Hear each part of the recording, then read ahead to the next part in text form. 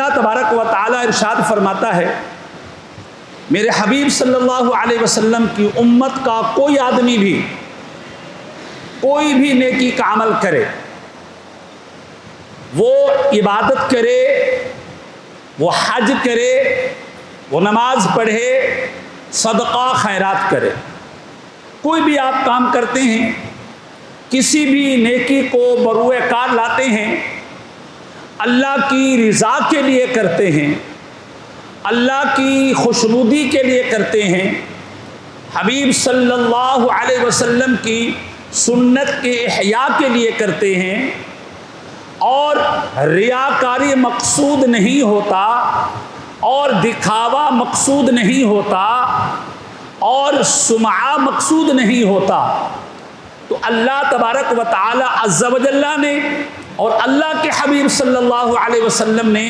ارشاد فرمایا کہ تم اگر کوئی نیکی کا عمل کرو اور کوئی بھی نیکی کرو، اللہ فرماتا ہے اس کا جو اجر تمہیں ملے گا،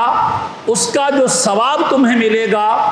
اور اس کا جو عوض تمہیں ملے گا، اللہ تبارک و تعالیٰ نے قرآن پاک میں ارشاد فرمایا وہ تقریباً 1 سے لے کر کے 10 گنا تک ثواب ملے گا۔